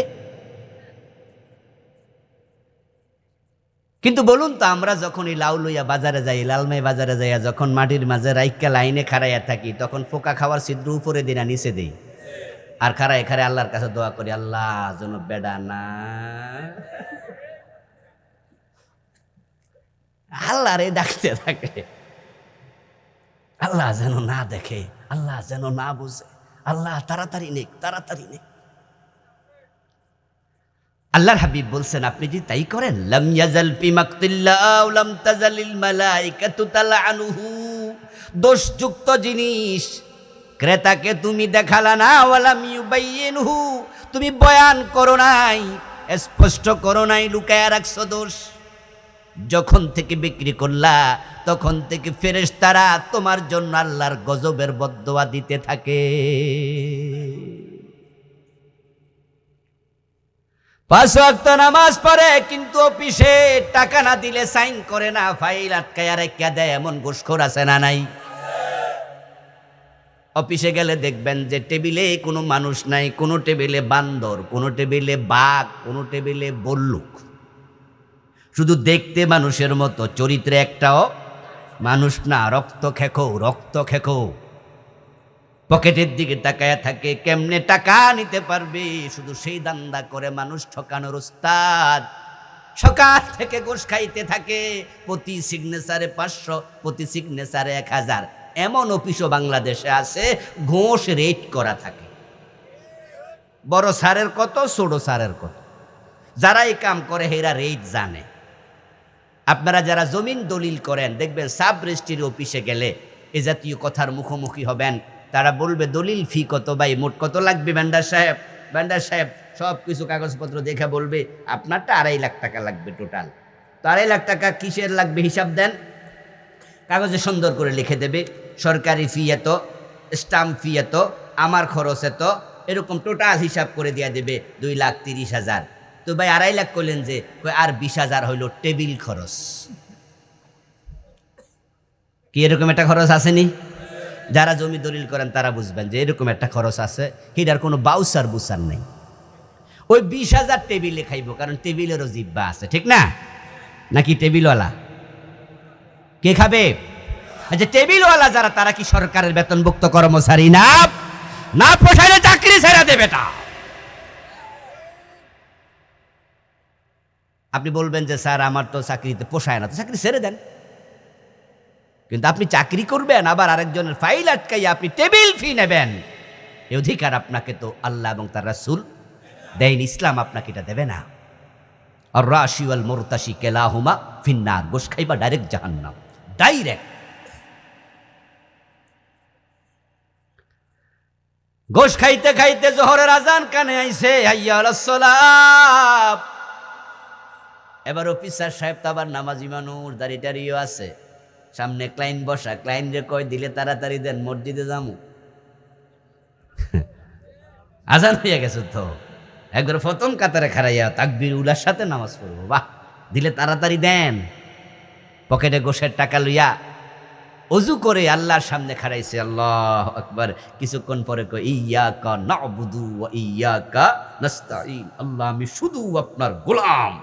আল্লাহ কয় গোলাম, পকেটে কি কি এগুলো পকেটে? তুই কি আমার গোলাম না নফসের গোলাম? যে গোশ খায়, যে সুদ খায়, যে হারাম খায়, আপনার একটু আওয়াজ করে বলুন তো, সে কি আল্লাহর গোলাম না নফসের গোলাম? মালাকাল দিরহাম রিবা ওয়া হুয়া ইয়ালাম আন্নাহু আশাদ্দু মিন 36 জিনা। প্রিয় নবীজির হাদিস, যে ব্যক্তি জেনে শুনে 1 টাকা সুদ খাবে 36 বার জেনার গুনাহগার হবে। 1 টাকা সুদ খাওয়া মানে 36 বার জেনা করা। 100 টাকা সুদ খাওয়া মানে 3600 বার জেনা করা। 1000 টাকা সুদ খাওয়া মানে 36,000 বার জেনা করা। কিসের জান্নাত খোঁজো? তোমার সব আমল কবুল বন্ধ। আল্লাহর সামনে গিয়া দেখবা আমল করেছো ঠিক, কিন্তু দোস্ত হারাম খাওয়ার কারণে আমলগুলো কবুল হয় নাই। আমল নামা সাদা কাগজের মতো খালি। সুতরাং আপনারা যারা হারাম খান, ও শুনে আপনি সিদ্ধান্ত নেবেন, যেহেতু আমল কবুলই হয় না, নামাজ পড়ে আর লাভ কি আর করতাম না। নাকি সিদ্ধান্ত নেবেন হারাম ছেড়ে দেব?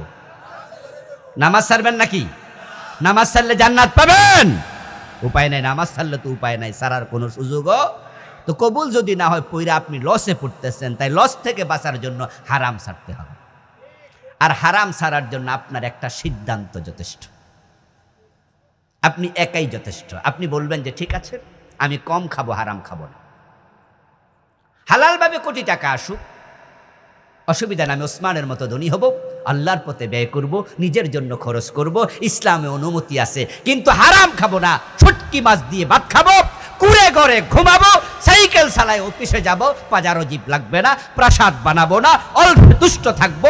আপনি সিদ্ধান্ত নেন হারাম খাওয়ার কোনো প্রয়োজন হবে না। আর এই দেশে হারাম তো গরিবরা খায় না, হারামরা গরিবরা খায়, রেশিওতে কম 5% হবে না, বাকি 95% ধনীরা খায়। কারণ যার বেতন যত বেশি তার ঘোষের রেটও তত বেশি। এই দুনিয়ায় সেই বেশি চায় যার আছে ভুরি ভুরি, রাজার হস্ত করল সব কাঙ্গালের ধন চুরি। ওই মূর্খ লোকগুলো আর কত চুরি করে? গরিব ডাকাত আর কই ডাকাতি করে, গরিব চোর আর কি চুরি করে? এলাকার জুতা চোর মসজিদে জুতা চুরি করে 10 বছরেও দেশে 2 লাখ টাকার লস করতে পারবে না। এলাকার অশিক্ষিত মূর্খ চোর নারকেল চুরি করবে মানুষের বাজার আপনার গাছ থেকে, ওই নারকেল তো সে আবার লালমাই বাজারে বেচবে, অন্য একজন কম দামে খাইতে পারবে, তো সে তো নারকেলের টাকা কানাডা পাঠাইয়া বাড়ি বানাবে না।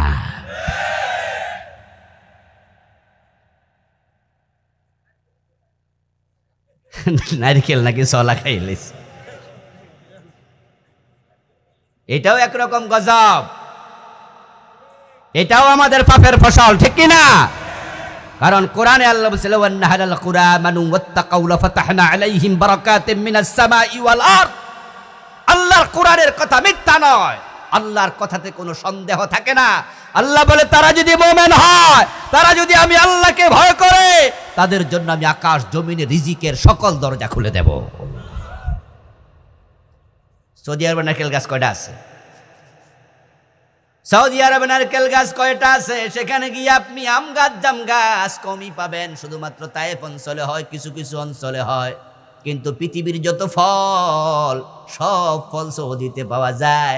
তামাম দুনিয়া থেকে মানুষ সেখানে বেশি টাকার আশায় পাঠাইয়া দেয়, আর ওখানের মানুষেরা স্বর্ণের খনি পায়, রৌপ্যের খনি পায়, দস্তা তামার খনি পায়, কেরোসিনের খনি পায়, পায়ের উপর পা রেখে আপনার ফল ওখানে মজা করে করে খায়। কারণ তাদের দেশে কোনো মাজার নাই, কোনো শিরিক নাই, সেখানে যা আছে সব মানুষ তাওহীদবাদী।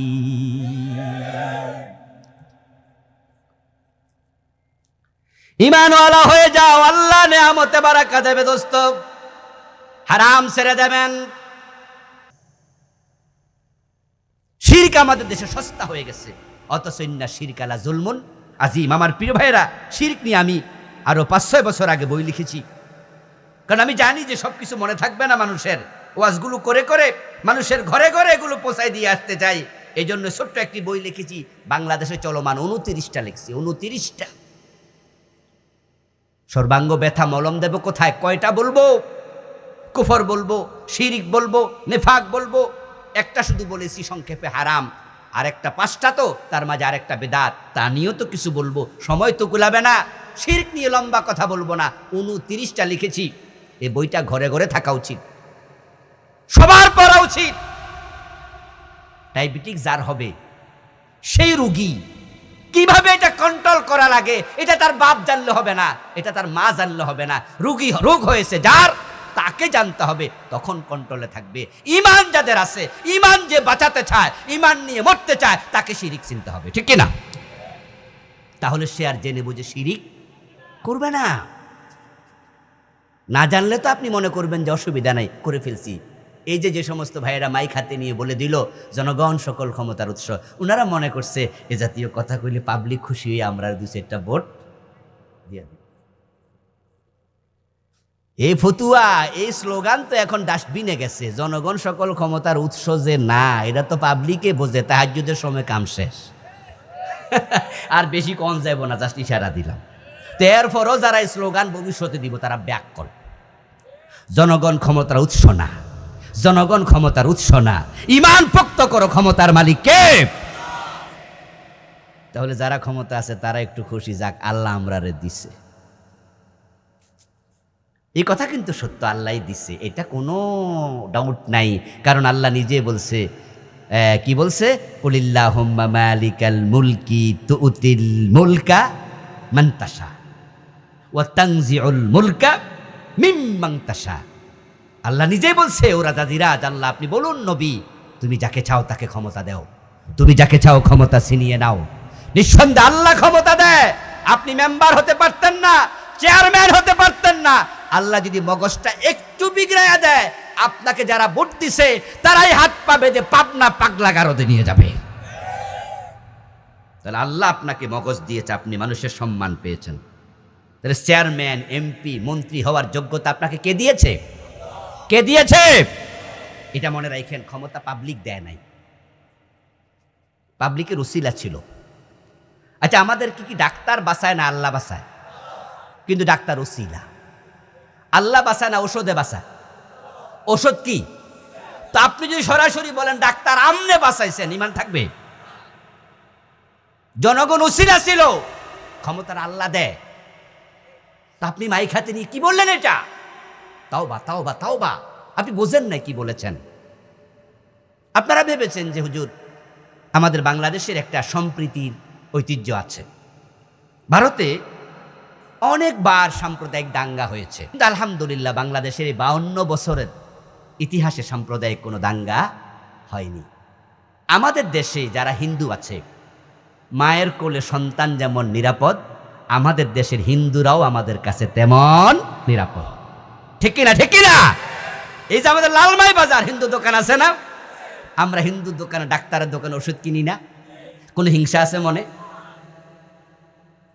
হিন্দু দোকানদার মুদিমালের ব্যবসা করে, তার গলার মাঝে আমরা দেখি যে কি একটা ঝুলানো, দেখে বুঝে লাইছি যে এটা হিন্দু। তাই বলে কি তার দোকান থেকে আমরা বের হয়ে চলে আসছি? কি সম্প্রীতি! এটা ইসলাম, এটা ইসলাম, এটাই ইসলাম। ইসলাম সবার জন্য শান্তির ধর্ম। এই দেশে যদি কোরআনের আইন এসে যেত, হিন্দু, বৌদ্ধ, খ্রিস্টান তারা আরো নিরাপদে থাকতো। ঘরের দরজা খুলে ঘুমাতো, চুরি হতো না, তাদের যুবতী মেয়েরা তাদের মতো করে চলতো, ধর্ষিতা হতো না। লাইক রাহাফিদ্দিন, ইসলামে জবরদস্তি নাই। আপনি ভাবলেন যে হুজুর সম্প্রীতির বাংলাদেশে তাদের দুর্গাপূজা যখন আসে, আমরা না হয় একটু মানুষকে বোঝানোর জন্য বললাম ধর্ম যার যার, উৎসব সবার, এতে ইমানটা যাবে কেন? ও দোস্ত, ইমান যাওয়ার কারণ হলো তুমি যে বললা ধর্ম যার যার, উৎসব সবার। হিন্দুদের দুর্গা পূজা তো মুসলমানের জন্য উৎসব না। উৎসব শব্দের বাংলা প্রতিশব্দ ডিকশনারিতে দেখবেন বাড়ি যায়া, উৎসবের প্রতিশব্দ হলো আনন্দ, ঠিক না? উৎসব, আনন্দ এগুলো একই জিনিস। হিন্দুদের দুর্গা পূজা আনন্দের জিনিস না, কারণ এটা সরাসরি শিরিক, আর শিরিক কখনো আনন্দের বস্তু হয় না।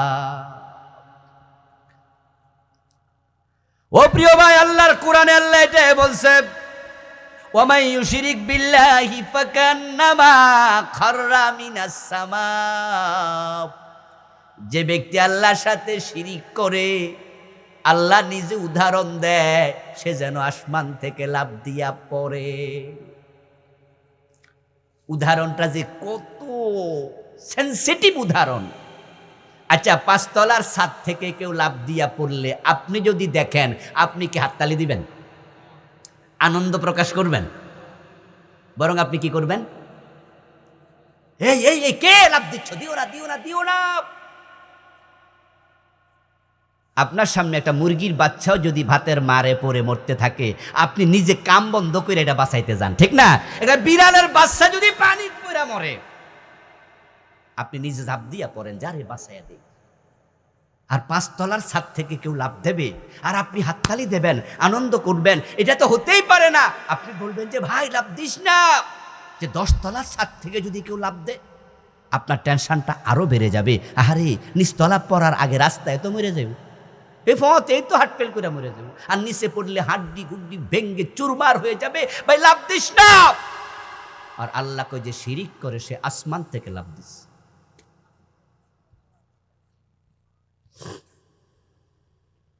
কথা ছিল আপনি নেতা, আপনি নেতৃত্ব দেন, তারা আপনাকে ভোট দেয়, আপনার উচিত তাদের এলাকায় যায়া তাদেরকে নিরাপত্তা দেয়া। তারা পূজা করুক, বাধা দেবেন না, কেউ বাধা দিতে যাবেন না। ইসলাম বাধা দিতে বলেনি, কিন্তু আপনি নেতা, আপনার উচিত সুযোগ থাকলে তাদেরকে একটু আহ্বান করা। ও আবার হিন্দু ভাইয়েরা, তোমরা তো আমাদেরকে ভোট দিয়া নেতা বানাইছো, আমি তোমাদের মেম্বার, তোমাদের চেয়ারম্যান, তোমাদের এমপি, তোমাদের নেতা। তোমরা যে মূর্তির পূজা করো মাটি দিয়া বানায়া, আমি তোমাদের নেতা হিসাবে বলি, ওই মাটির মূর্তির পূজা না কইরা ওই মাটির মালিকের দিকে ফিরে আসো।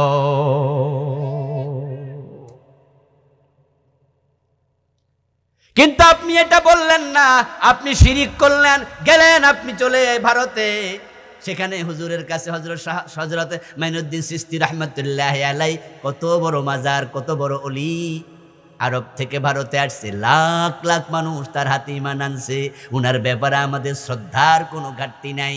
কিন্তু উনার কাছে যাইয়া আপনি 2 হাত তুইলা কন, কেউ ফিরে না, খালি হাতে খাজা তোমার দরবারে। ও বাবা, আমার ছেলে দাও, মেয়ে দাও, চাকরি হয় না চাকরি দাও, লেখাপড়া দাও, এটা দাও এটা দাও। এই যে আপনি চাওয়া শুরু করলেন, অথচ এগুলো দেয়ার মালিক মাইনুদ্দিন চিশতি নাকি আল্লাহ? কামটা কি করলেন আপনি? কামটা কি করলেন আপনি? বুঝেন না তো? না বুঝে একটা স্লোগান দিছেন, এক স্লোগান ঈমান শেষ।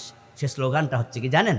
ছেলে হোক মেয়ে হোক, 2টি সন্তান যথেষ্ট। এই স্লোগান ঘরে ঘরে ঢুকেছে, কানে কানে পৌঁছেছে। কে জানে না এই স্লোগান? এখন নতুন অবয়বে এসেছে, এই স্লোগান চেঞ্জ হয়েছে। এখন স্লোগান হলো 2টির উপরে সন্তান নয়, 1টি হলে ভালো হয়। কেন এই স্লোগান? উত্তর জানতে চান? বলবে বেশি হইলে খাওয়াবে কে? অথচ তুমি খাওয়াও না, আল্লাহ খাওয়ায়। সবার থেকে জানতে চাই, দয়া করে উত্তর দিয়েন যারা জানেন রিজিকের মালিক কে। তাহলে আপনার সন্তানকে খাওয়াবে কে? তা আপনি যে বললেন আর বেশি নিলে খাওয়াইব কে, রাজ্জাকের সাথে কি বেঈমানি হলো না? 29টা লিখেছি, বইটা নিয়ে যাবেন, স্টেজে পাবেন ইনশাআল্লাহ দোয়ার পরে। ঘরে ঘরে সব জায়গায়, পয়সা যাদের নাই আমার থেকে মাগনা নিয়ে যাবেন, দেখা করবেন গাড়িতে, আমি আপনাকে ফ্রি দিয়ে যাব। আর টাকা থাকলে নেবেন, 5টা নেবেন, 7টা নেবেন, এলাকায় প্রচার করবেন, বিলি করবেন, ফটোকপি করে দেবেন। কারণ যেই লোকেরা শিরিক নিয়ে মরবে, আখেরাতে গিয়ে দেখবে আমলনামাটা। قال النبي صلى الله عليه وسلم يأتي على الناس زمان يجتمعون في المساجد ليس فيهم مؤمن। প্রিয় নবীজি বলছেন, এমন এক জামানা আসবে যে জামানার মানুষগুলো জামাতের সাথে নামাজ পড়বে, কিন্তু একটারও ঈমান থাকবে না। এই হাদিসটা 1400 বছর আগের হাদিস। সুবহানাল্লাহ সুবহানাল্লাহ। আমি আশ্চর্য হই, কেমনে বাংলাদেশে এটা মিল্লা গেল। এমন মসজিদ তো আমি চিনি যে মসজিদে একটাও মোমেন নাই। রাসূল বলেছে ইয়াজতামিউনা ফিল মাসাজিদ, মসজিদে নামাজ পড়বে, জামাতের সাথে পড়বে, একসাথে হবে, জিকির করবে, তালিম করবে, লাইসা ফিহি মুমিন, একটাও মোমেন থাকবে না। ইমামও না, মুয়াজ্জিনও না, খাদেমও না, মুসল্লিও না, সবগুলো কাফের, A to Z সব কাফের। 1400 বছর আগে রাসূল বলছে হবে হবে, হয়ে গেছে। আমি দেখলাম, আপনি চিনবেন, ঢাকা বকশীবাজারে যান, ঢাকা আলিয়া মাদ্রাসার পাশে কাদিয়ানীদের মসজিদ, ইমামও কাদিয়ানী, মুয়াজ্জিন কি? মুসল্লি কি? সবগুলো নামাজ পড়তেছে জামাতের সাথে, অথচ একটাও বলে। এবং আপনি সেখানে নামাজ পড়তে যাবেন জোহরের আজানের পরে, দেখবেন যে আপনাকে ঢুকতে দেবে না। ওদের দারোয়ান আছে, মসজিদের সামনে দারোয়ান দেখবেন। আপনার গেলে যারা করবে, পরিচয় জিজ্ঞাসা করবে আপনি কি আহমদিয়া? আপনি যদি বলেন যে না, আহমদিয়া আবার কি জিনিস, হয়তো আপনি বোঝেন না, তখন উনি বুঝে লাইব যে আপনি তাদের দলের লোক না। আপনাকে দেখাই দেবে যে ওই মসজিদ ওটা, আপনি দয়া করে ওখানে যান। ইমাম কাদিয়ানি, মুয়াজ্জিন কাদিয়ানি, মুসল্লি কাদিয়ানি, এ টু জেড সবগুলো কাদিয়ানি, সবগুলো 5 ওয়াক্ত নামাজ পড়ছে, একটা মুমিন নয়। প্রশ্ন হলো কেন? উত্তর হলো তারা কোরআন মাজিদের একটা মেসেজ অস্বীকার করেছে, সেটা হলো বিশ্ব নবী শেষ নবী। এই মেসেজটা তারা কেউ মানে না। তাদের ধারণা হলো, তাদের বিশ্বাস আকীদা হলো গোলাম আহমদ কাদিয়ানো নবী। ভাইরা নাউজুবিল্লাহ পড়েন, নাউজুবিল্লাহ পড়েন। অথচ আল্লাহ নিজে বলছে, মা কানা মুহাম্মাদুন আবা আহাদিম মির রিজালিকুম ওয়ালাকিন রাসূলুল্লাহি ওয়া খাতামান নাবিয়্যিন। আমার নবী মুহাম্মদ শুধু আমার রাসূল না, উনি তো আমার রাসূল বটে, উনি কিন্তু শেষ নবী। এর মানে উনার পরে আর কোনো নবী নাই। এই মেসেজ অস্বীকার করার কারণে কাদিয়ানি কুফরি করলো। কুফরি করলে ঈমান চলে গেল। এবার বলুন তো, কাদিয়ানি কুফরি করছে কয়টা? হ্যাঁ, নামাজ কি মানে না, রোজা, হজ মানে না, যাকাত মানে না, সব মানার পরেও তারা বেঈমান। এর মানে দাঁড়ালো কাফের হওয়ার জন্য পুরা কোরআন অমান্য করা লাগে না। কোরআনের একটা অক্ষরও যদি কেউ না মানে, তারও ঈমান নেই। আচ্ছা, যদি কেউ চিন্তা করে যে বিষ খাইয়া মরে যাবো, কিছু লোক আছেন আত্মহত্যা করে, নাউজুবিল্লাহ নাউজুবিল্লাহ নাউজুবিল্লাহ। আত্মহত্যা কিন্তু সমাধান না। ভালো করে শুনে রাখবেন, যে ব্যক্তি নিজেকে হত্যা করে, মান কাতালা নাফসাহু বিশাইইন উযিবা বিহি ফিন্নার, যে যা দিয়ে মারা যাবে জাহান্নামের আগুনে দিয়া, আগুনের ভিতরে ফালাইয়া আল্লাহ ওই শাস্তিটাই তাকে আবাদুল আবাদ দিতে থাকে। ওইটা যা দিয়ে তুমি মরছো। কেউ যদি ফাঁসিতে ঝুলে মরে, জাহান্নামের আগুনের ভিতরে আল্লাহ তারে ফাঁসির মাঝে ঝুলায় রাখবে চিরদিন। কেউ যদি বিষ খায়া মারা যায়, জাহান্নামের আগুনে তাকে বিষ দিতে থাকবে, আর সে আগুনের ভিতরে বিষ খেতেই থাকবে চিরদিন।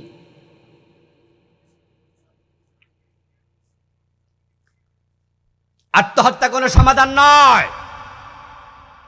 সাবধান মুসলমান। কেন কথা বলছি একটু পরে বলি। আত্মহত্যাকারীরা কেন করে? তারা দুনিয়াতে কিছু টেনশনে পড়ে, কোনো কারণ হতে পারে, সেটা ব্যবসায় লস হয়েছে। আমরা দেখেছি পত্রপত্রিকায়, পুঁজিবাজারে ধস নামার পরে কিছু ব্যবসায়ী যারা পুঁজিবাজারে টাকা লাগাইছে, তারাও আত্মহত্যা করেছে। স্বামী স্ত্রী ঝগড়া লেগে বউ আত্মহত্যা করেছে, সন্তান মায়ের সাথে বাবার সাথে অভিমান করে আত্মহত্যা করেছে, টেনশন থেকে বাঁচার জন্য আত্মহত্যা করেছে।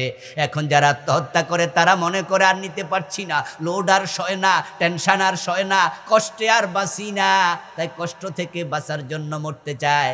আওয়াজ দিয়ে একটু বলবেন যারা বোঝেন, যে ব্যক্তি আত্মহত্যা করলো সে কষ্ট থেকে বাঁচলো না কষ্টের ভিতরে পড়লো?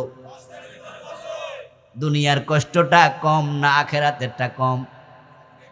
কোনটা কম, কোনটা বেশি? তো বেটা গেলটা কই? বুঝলই না। আচ্ছা, এবার বলুন তো, যারা আত্মহত্যা করে বিষ খায়া মরতে চায়, সে কি 1 মণ বিষ খায়? 1 কেজি খাওয়া লাগে 100 টাকা। যদি সে 2-4 ফোঁটা খায়, তাই সে মরে যায়। ঠিক কাফের হওয়ার জন্য পুরা কোরআন অমান্য করা লাগে না, কোরআনের একটা অক্ষর অমান্য করলে ঈমানটা চলে যায়। কাদিয়ানি মানলো না একটা। একটু আওয়াজ করে বলুন তো যারা জানেন, ইবলিস শয়তান মোমেন না কাফের? সে আল্লাহর কয়টা আইন মানে নাই? কয়টা মানে নাই? আমরা মানি না কয়টা বাংলাদেশে? ইবলিস শয়তান কাফের, নিঃসন্দেহে সত্য কথা। ওয়াস্তাকবারা ওয়া কানা মিনাল কাফিরিন। আল্লাহ নিজে কোরআন মাজিদে বলে ইবলিস কাফের হয়ে গেছে। সে আল্লাহর একটা আইন মানে নাই, সে কাফের হয়ে গেল। কাদিয়ানি একটা বিধান মানে নাই, কাদিয়ানি কাফের হয়ে গেল। কোরআনে আছে চোর ধরে হাত কাটো। 52 বছরে কয়জন কাটছেন? কাটছেননি? বাংলাদেশে চোর নাই? চোর আছে, আদালত নাই। আদালত আছে, হাত কাটার জন্য মুসলিম কোনো হাকিম নাই। আছে তো, আদালতও আছে, মুসলমানও আছে, হাকিমও আছে, চোরও আছে। অথচ প্রিয় নবী বলছে, আমার মেয়ে ফাতেমা চুরি করলে ফাতেমার হাতটাও আমি কেটেই দেব। চোর ধরে হাত কাটা কি নফল না ফরজ? মাশাআল্লাহ, বলেন আবার, নফল না ফরজ? আল্লাহ বলছে কুতিবা আলাইকুমুস সিয়াম, রোজা ফরজ, আকিমুস সালাহ, নামাজ ফরজ, ওয়াতুজ যাকাত, যাকাত দেয়া ফরজ, আস-সারিকু ওয়াস-সারিকাতু ফাকতাউ আইদিয়াহুমা, হাত কাটা ফরজ। এই 52 বছরে নামাজ পড়লেন, রোজাও রাখলেন, হজও করলেন, যাকাতও দিলেন, কিন্তু পুরা রাষ্ট্র 18 কোটি মানুষ একদিনও চোর ধরে হাত কাটার আইন মানল না। আল্লাহ তাআলা বলেছেন, জেনা করলে 100 বেত লাগাও, বিবাহিত হলে পাথর মারতে হবে, এমন বিধান ইসলামে আছে কিনা? বাংলাদেশে জেনা আসেনি? কয়জন পাথর মারছেন? 100 বেত কয়দিন লাগাইছেন? হযরত ওমর তো তার ছেলে আবু শাহমাকেও মদ খাওয়ার পরে ছাড়ে নাই। বাংলাদেশে তো মদের অভাব নাই, 80 বেত লাগাইছেন কয়দিন? মদ্যপানের অপরাধে প্রিয় পুত্রকে নিজ করে মেরেছ দোররা, মরেছে পুত্র তোমারই চোখের পরে। ফজরের নামাজের সময় শয়তান রে গাইলেতে পারেন, ওযু কইরা নামাজে খাড়াইয়া কয় আউযু বিল্লাহি মিনাশ শাইতানির রাজিম। বাংলা অর্থ কি? আল্লাহ তোমার কাছে অভিশপ্ত শয়তান থেকে আশ্রয় চাই। শয়তান পাশে খাড়াইয়া কয়, আমার অভিশপ্ত কইল কেডারে? আমি একটা মানি নাই, এতে যদি আমি অভিশপ্ত হই তোর 14 গোষ্ঠী কি?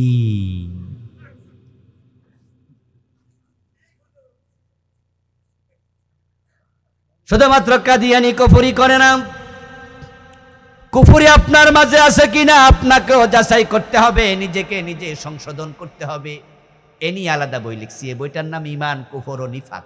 এটা গত বছর লিখছিলাম, আলহামদুলিল্লাহ। এর মাঝে 56টা কুফর লিখছি, বাংলাদেশে যেগুলো চলমান। আপনি হয়তো জানেন না যে কুফরি আপনি করছেন, জানার জন্য তো স্টাডি লাগবে, পড়তে হবে, পড়ার বিকল্প নাই। আপনাকে পড়তে হবে মুসলমান যদি থাকতে চান। রাসূলের সাহাবারা কেউ মূর্খ ছিল না। এই জাতিকে ইলম শিখানোর জন্য বিদায় হজের ভাষণে রাসূলের দেয়া দায়িত্ব, ফালিয়ুবাল্লিগিশ শাহিদুল গায়বা, আমার নসিহাগুলো, আমার কথাগুলো বাল্লিগু আন্নি ওয়ালাউ আয়া, একটা যারা শুনেছ পৌঁছিয়ে দাও যারা শোনেনি। রাসূলের সাহাবারা আরব থেকে ভারতে পর্যন্ত এসেছে, আফ্রিকার জঙ্গলে চলে গেছে, মিশরে চলে গিয়েছে, আফগানিস্তান গিয়েছে, ইরান তুরান গিয়েছে, তাম দুনিয়াতে পায়ে হেঁটে। ওই সময় কি আজকের মতো হেলিকপ্টার বিমান ছিল? আরে ভাই, ইঞ্জিনের নৌকাটাও তো ছিল না, যে নৌকায় করে তারা ভারত মহাসাগর ফাড়ি দিয়া, আরব সাগর ফাড়ি দিয়া আমাদের ভারতে এসেছে।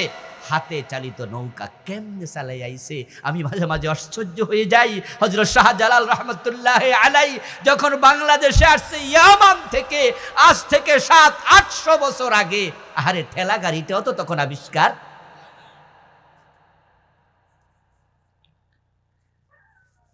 যারা আমরা কুমিল্লা, আমাদের কুমিল্লার মানুষ, আমরা যখন ঢাকা যাইতাম, এই ব্রিজ, মেঘনা ব্রিজ, দাউদকান্দি ব্রিজ হওয়ার আগে, যারা আমার সমবয়সী আছেন, আমাদের কিন্তু আইতে যাইতে একদিন লাগে, শুধু ঢাকার আসতে যেতে। এবং ঢাকা যারা আমরা যেতাম ফজরের নামাজ পড়ে তারপর রওনা দিলাম কুমিল্লা থেকে, কারণ আমরা জানি যে মেঘনা যাই বই থান লাগবো, দাউদকান্দি যাইও ফেরি যদি ওই ফারে থাকে, বেড়া আইতে আইতে খবর আছে। আর যারা যাবে যমুনা পার হইয়া আপনার বগুড়া, তাদের জন্য সফরের জন্য 2 দিন সময় লেগে যেত। যদি হয় বাংলাদেশের একটুকু জায়গা, আর ইয়ামান থেকে এদেশে আসছে চাকরি করার জন্য, শুধু দিনের জন্য, শুধু দিনের জন্য, শুধু দিনের জন্য। এই জন্য কুফরিগুলো জানবেন।